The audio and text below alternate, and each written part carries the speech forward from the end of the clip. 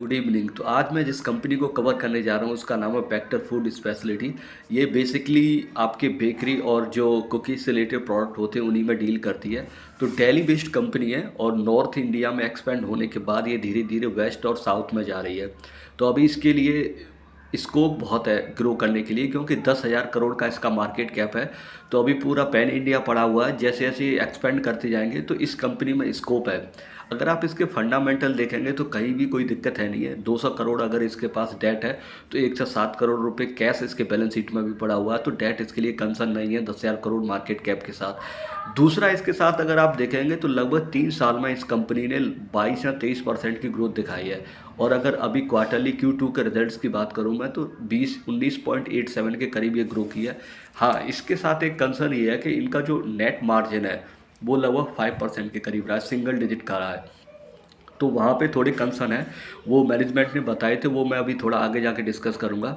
और अगर इसके बेसिकली जो एक क्रेमिका करके इसका जो बिस्किट आता है वो काफ़ी ज़्यादा मुझे पसंद था। तो 2022 में मैंने इसमें शुरुआत की थी, तब से लेके अब तक लगभग 10 टाइम्स शेयर जा चुका है। मुझे याद है ऐसे ही 300 की रेंज में मैंने कब इसको शायद परचेज किया था। तो अभी भी मैं इन्वेस्टेड हूँ इसमें, और अगर फ्यूचर में थोड़ा और गिरता है क्योंकि अभी इसका प्राइस टू अर्निंग 70 के करीब है, वो थोड़ा हाई है। तो जब भी रीजनेबल आएगा या रेंज में रहेगा तो और ज़्यादा मैं इसमें इंक्रीज करूँगा। तो कंपनी बेसिकली क्या है कि इंडिया के साथ साथ एक्सपोर्ट भी करती है। तो जब भी आप देखेंगे एफएमसीजी की कोई कंपनी होगी तो उसके लिए सबसे बड़ा चैलेंज जो होता है वो इन्फ्लेशन का रहता है। तो इनके सामने जैसे वीट के प्राइस बढ़ना, एडिब ऑयल के प्राइस बढ़ना, ये सारा इनका मेन कंसर्न रहता है। जब भी इनके प्राइस बढ़ेंगे तो कंपनी को हमेशा दिक्कत रहेगी, अपने मार्जिन्स में कहीं ना कहीं कंप्रोमाइज़ करना पड़ेगा। देखो, जो छोटी कंपनी होती है उसके साथ प्रॉब्लम क्या रहती है, जैसे ब्रिटानिया वो मार्केट लीडर है, अगर उसके साथ कॉस्ट बढ़ती है तो वो प्राइस को पास ऑन कर देता है कस्टमर पे। लेकिन क्योंकि इनको मार्केट में अपने आप को एक्सपेंड करना और ग्रो करना है तो इन कंपनियों को थोड़ा टाइम लगता है अपनी कॉस्ट को पास ऑन करना कस्टमर के बेसिस पे।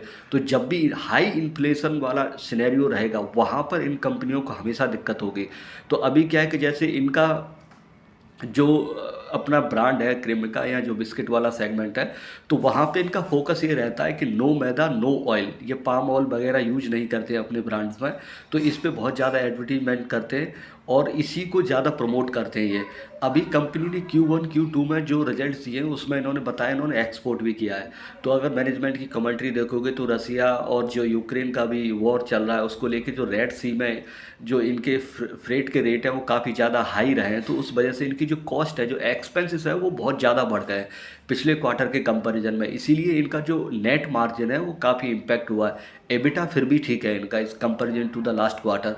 तो ओवरऑल कंपनी फंडामेंटली बहुत स्ट्रांग है। लेकिन जैसे जैसे ग्रो करती जाएगी पूरे पैन इंडिया में, अभी इसमें ग्रोथ की अपॉर्चुनिटी बहुत सारी है। जैसे अभी इन्होंने ये बोला था कि ये अभी पुणे, बेंगलुरु और मुंबई, इन 3 सिटी में इन्होंने अभी अपने आउटलेट्स वगैरह ओपन किए हैं। तो पहले इनके अगर देखोगे 2022 में इनके पास 1,60,000 के करीब आउटलेट्स थे। फिर ये करीब ऐसे 3.5 लाख के करीब पहुँचे और इनका टारगेट है कि 7 लाख के करीब अपने आउटलेट्स पहुँचाएंगे। तो बेकरी के भी फील्ड में भी इन्होंने काफ़ी सारे कुछ प्रोडक्ट हैं जो लॉन्च किए हैं। तो बेसिकली पहले इन्होंने दिल्ली एनसीआर में शुरू किया था, फिर यूपी और ये आपका हरियाणा यहाँ पे एक्सपेंड किया था। बिहार में भी इन्होंने बोला धीरे धीरे एक्सपेंड करेंगे और पंजाब पे इनका मेन फोकस रहने वाला है। एमपी के अंदर अभी इनका एक प्लांट है जो कि 2025 से फुली ऑपरेटेड हो जाएगा। तो ऐसे अगर आप देखेंगे तो कंपनी अच्छी है, इसमें कुछ भी ऐसा, क्योंकि एफएमसीजी सेक्टर से बिलोंग करती है तो ऐसा कुछ रिस्क वाली ज़्यादा चीज़ है, ये मॉडरेट रिस्क है इस कंपनी के अंदर। और ग्रोथ ठीक है, 20% के हिसाब से आप ग्रोथ कर रही है। तो जब भी आप कोई कंपनी को देखें या उसे एनालाइज करें तो हमेशा उसका जो मार्केट लीडर है उस सेगमेंट का, उससे ज़रूर कंपैरिजन करें। तो ब्रिटानिया के अंदर मुझे कोई अपॉर्चुनिटी खास दिखती नहीं है, क्योंकि जब 1.25 लाख करोड़ का आपका खुद का मार्केट कैप हो जाता है तो आपकी रीच लगभग पैन इंडिया में हो चुकी होती है। फिर वहाँ पे 3 या 4% के साथ आप जब ग्रो करते हो, तो जब आपकी खुद की ग्रोथ 3-4% तक से लिमिटेड हो जाती है तो आप कैसे उसमें एक्सपेक्ट कर सकते हैं कि उसमें आपका रिटर्न हायर रहेगा। इससे बेटर है कि आप अपनी एफडी खुलवा लें, वो ज़्यादा अच्छा रिटर्न दे जाएगी। तो मेरे लिए बेक्टर फूड स्पेशलिटी एक बढ़िया कंपनी है। अगर जब भी कभी फ्यूचर में आपको मौका मिले तो इसमें आप अपनी रीच ज़रूर बढ़ाना। तो गुड नाइट, थैंक्स, बाय। अगर कुछ और इसमें अपडेट आता है या अगले क्वार्टर में कैसा क्या रिजल्ट रहता है तो मैं इसमें ज़रूर कवर करूँगा। तो बस इसमें एक कंसर्न वाली जो चीज़ है वो ये है कि जो प्रोमोटर है उसका जो होल्डिंग है वो 50% है। हालाँकि एफआईज़, डीआईज़ का इसमें काफ़ी ज़्यादा परसेंटेज है, लेकिन फिर भी 50% से थोड़ा एबव होता प्रमोटर की होल्डिंग तो ज़्यादा सही रहता। लेकिन अच्छी बात ये है कि प्रमोटर इसमें से एग्ज़िट नहीं कर रहा है, बना हुआ है 50% के करीब, 49 हो गए हैं वो। देखना ये होगा कि आगे फ्यूचर में कहाँ पे कितना ग्रो करती है कंपनी। Thank you, bye.